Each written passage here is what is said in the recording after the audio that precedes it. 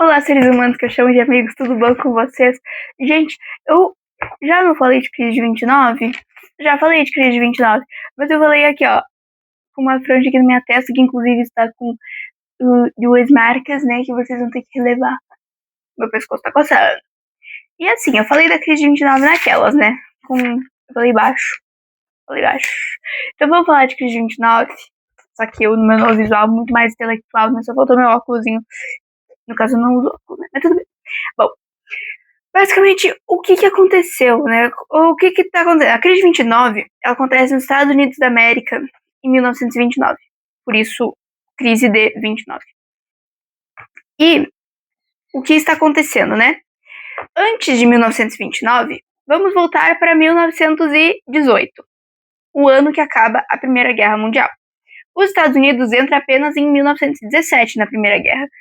Antes disso, os participantes da guerra toda, então Inglaterra, França, que eram as grandes potências da época, voltaram totalmente suas economias para a produção de produtos. Produção de produtos é triste, né? Meu português, meu vocabulário tá refinado, que é uma coisa linda. A Inglaterra e a França voltam seus esforços para a guerra. Então, totalmente a indústria da Inglaterra, que passava por, se eu não me engano, era coisa têxtil. A França não faz a menor ideia, porque eu não lembro. Eles acabam mudando a indústria deles para focar na guerra, para produção de armas e coisas do tipo. E os Estados Unidos da América, que estavam de fora, acabam enriquecendo, porque o mercado deles eles vão usar para fazer qualquer coisa. Olha minha camisa que linda. Guns N' Roses. Tá. Os Estados Unidos da América vão, então, focar seu mercado para financiar não, mas para produzir coisas que esses países europeus ou que os mercados desses países não conseguiam mais ter. Então, os Estados Unidos começam a enriquecer e viram os credores mundiais. Eles acabam ganhando um importante papel na economia global. Tanto é que quando acaba a guerra, os países europeus estão devastados, eles têm que se reconstruir.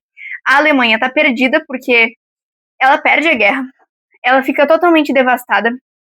E o Tratado de Versalhes, que a França impõe sobre a Alemanha, faz com que ela tenha que arcar com praticamente todas as dívidas que a guerra deixa.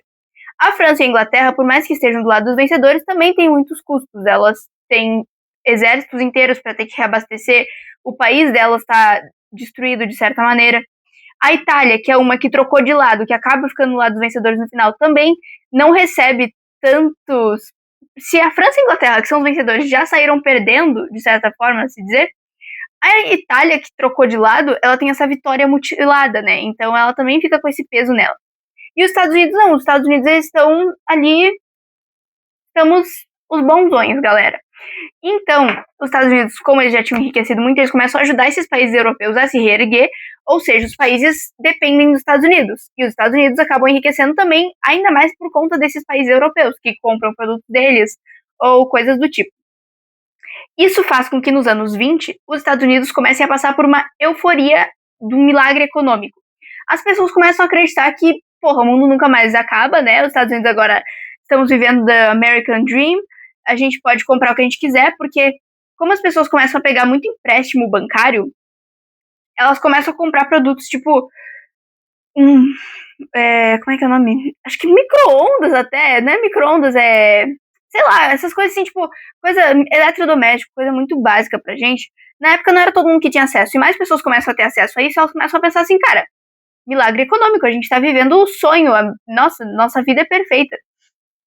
E aí a especulação financeira começa a ficar, então, uma coisa que as pessoas começam a fazer muito. A compra de ações se torna uma prática comum entre os cidadãos estadunidenses que pegam empréstimos do banco e com esses empréstimos começam a pagar por suas coisas, tanto na compra de ações na bolsa de valores, tanto compra de produtos e tudo mais. Porém, todavia, sobretudo, entretanto, contudo, sei lá se eu usei todos os conectivos que eu conheço, os Estados Unidos começam a passar por alguns perrengues, né? Um deles, vamos falar sobre o quê? Tá, vamos falar sobre o campo dos Estados Unidos. O campo, a área rural, ela começa a passar por uma industrialização, mecanização. Na industrialização, mecanização. Em que, então, isso vai fazer com que se produza cada vez mais, só que se contrate cada vez menos. Porque se tu tem uma máquina para fazer o que antes 3 pessoas faziam, tu demite essas 3 pessoas e põe uma máquina lá. Então, desemprego começa a aparecer e a produção começa a bombar, tá ligado? Essa produção, ela é voltada ao mercado europeu. Então eu vou produzir trigo com a esperança de que os europeus vão comprar meu trigo. E aí tá tudo bem, né? Até que não tá tudo bem. Por quê? Os loucos lá da Europa chegam num ponto que já estão de boa para voltar a ter seu mercado próprio. A França vai olhar e falar assim: tá, passei ali dos primeiros meses de choque pós-guerra, passei ali o primeiro ano, segundo ano, choque pós-guerra, consigo voltar a ter minha indústria nacional. A Inglaterra vai falar isso. Enfim, os países europeus que estavam fudidos não vão mais estar fudidos, vão estar só ferrados. Então eles voltam a produzir internamente e os Estados Unidos estão aqui, ó. Estamos vivendo no milagre, estamos muito bem, não precisamos nos preocupar com nada.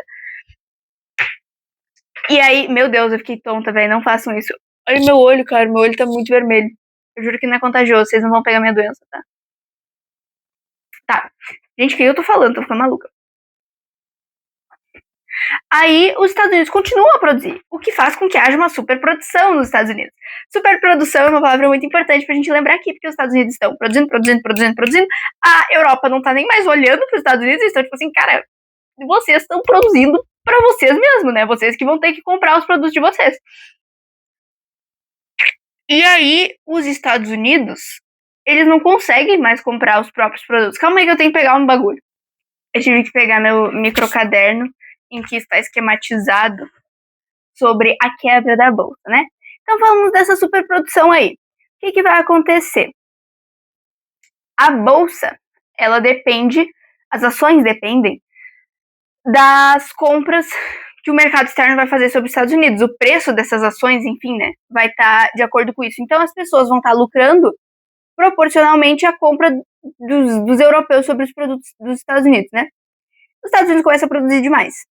E aí os caras de fora começam a olhar e falar assim, cara, a gente já tem o suficiente, a gente não quer comprar mais nada, tá? Vocês podem parar, assim, ninguém tá pedindo mais. Vocês estão, assim, vocês estão brisando que a gente vai comprar isso tudo. Aí os preços das ações começam a cair, porque não tem mais compras, e os Estados Unidos tinham uma política, enfim, de que eles comprariam esses produtos. Eles comprariam os excedentes, eles comprariam as ações, enfim, para regular. Só que, tipo assim, a galera tá olhando e falando assim, cara, laissez-faire, laissez-passer, o mercado vai se controlar sozinho, o mercado vai dar um jeito em si mesmo, né? A gente não vai mexer com isso. Estamos em um milagre, vamos fechar o olho para o desemprego. Está tudo muito bem, está tudo muito bom, só que não estava. Até o ponto de que pessoas começam a olhar e falar assim, cara, o preço tá muito ruim, não tá mais valendo a pena ter ação. Vou vender minha ação. Foi o ciclano, foi o fulano, foi o triclano, sei lá, não sei mais os nomes dos bichos. Vendendo as ações, não tem quem comprar, cara. Porque como é que, pra quem que eu vou vender essa ação? Se ninguém mais quer comprar. Se eu vou vender, tu vai vender. Digamos que nós dois somos os únicos comprando o mesmo bagulho. O meu valor tem a ver com o valor que tu põe ali também, tá ligado? Se eu vendo e tu vende, tu não vende, não tem quem comprar. Como é que vai sustentar esse mercado das ações, da bolsa de valores?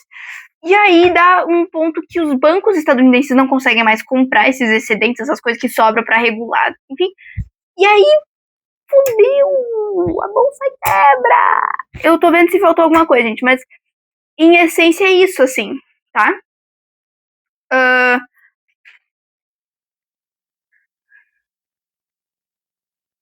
Ó, uma coisa que tem um pouco, não é a ver com a bolsa em si, mas tem a lei seca, né?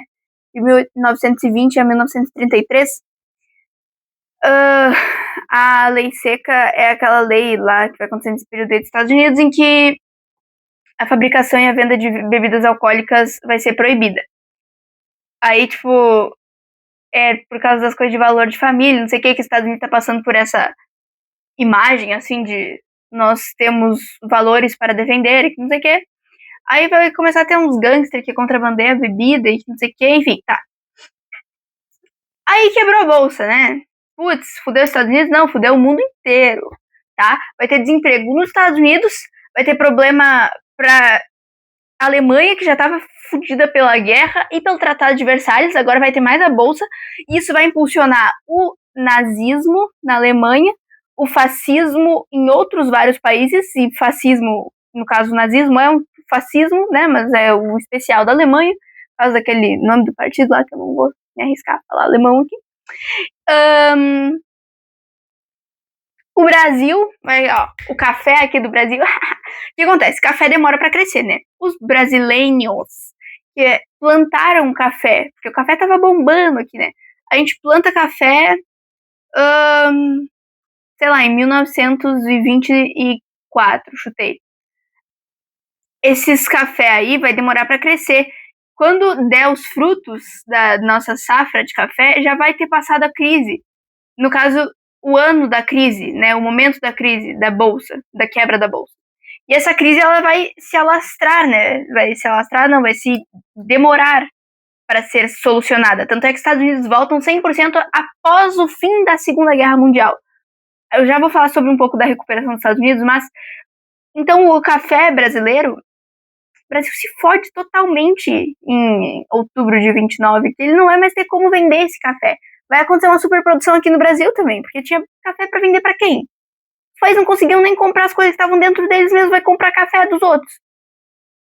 Aí, no fim das contas, o Brasil começa, então, a estratégia do Brasil, né, com a entrada de Getúlio Vargas, porque 29 para 30, né, em 30 entra Getúlio Vargas com a Era Vargas, e aí, então, o foco do Brasil vai ser a industrialização, ou seja, vamos pegar o café, vamos enfiar num saco e deixar no passado, e vamos trazer para o Brasil as indústrias, e é o GV.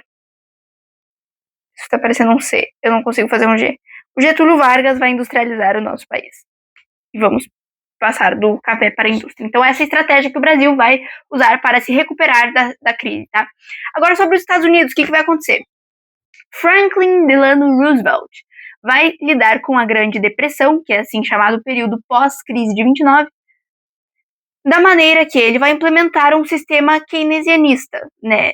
Daquela coisa de o plano, o New Deal do Franklin Roosevelt, ele vai ser usado para solucionar a crise com essa proposta de sair desse capitalismo meio liberalzão, assim, né, para ter um pouco de intervenção estatal. Então, no keynesianismo, né, ele vai dizer sobre a questão de construção de grandes obras públicas, esse é o mais coisado assim, para tu conseguir, então, contratar pessoas. Tu vai diminuir a jornada de trabalho, vai contratar mais gente, e aí assim tu vai, então, dar um jeito no desemprego, tu também vai reestruturar um pouco mais o teu país, né, mais ou menos isso. Deixa eu ver se tem mais alguma coisa assim. Cara, o Franklin Roosevelt vai ter 3 reeleições, tá? A parte mais, o grosso do grosso tá bem passado, tá? E o que eu falei sobre largar esse capitalismo liberalzão, né?